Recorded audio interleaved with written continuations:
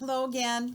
This is your mentor observation form that you're going to be using every time you do an observation of your candidate.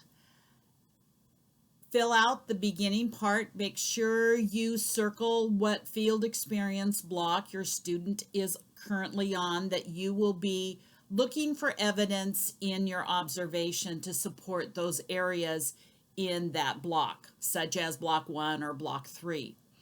When you're filling this out, the first place to start is the lesson details.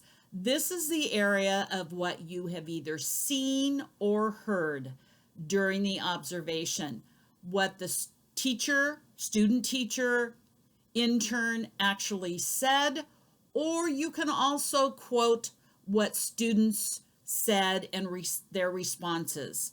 But it's only the facts, no opinions. Then later, usually most people will do it later. Some people, once in a great while, I can do it, but normally I fill in the TPEs later and just list them in the columns opposite what the evidence is. There are examples of this in the example folder. Then over in this area is that critical, very important feedback that you give to your student that also drives that conversation that you have post-observation. It can be doing a great job on specific da-da-da-da-da because you want it to be evidenced, not just general opinion. Sometimes at the end of a really good lesson, I'll just put overall great lesson. But prior to that, make sure you have some specific detail, because that's how the students know exactly what they need to work on or what was really good and they want to make sure they do it again. After you have done your whole lesson, then you're going to fill out the rubric and determine the preponderance of evidence that you saw during that observation.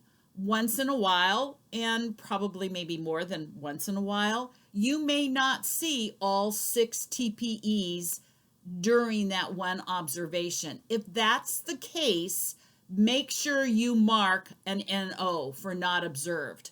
We need to have all 6 accounted for, and we don't want to just assume you didn't put something and therefore it was an NO. Make sure you circle that if it's appropriate. Then down here, you would put an area that you might look at for future observations. You might fill that out with your candidate in the post-conference, whatever works the best for you. This document is a Word document, so these boxes right here will grow as you type. Then down on the bottom, this year, we are only requiring the mentor's signature, and actually it's not a signature. You may type it in here because of being virtual, and the date. Make sure you save these documents. I find it's easier to download this actual document onto my desktop and type into it and complete it, and then save a copy of it, and then go over to the SharePoint site and just upload this document into my mentees folder like we showed you at our meeting. So this is the feedback and observation information that is critical. You need to have a minimum of 4 of these observations filled out each semester. Sometimes you might have 5. If due to circumstances you need more than that, that's okay, but just kind of check with your program director. Thank you.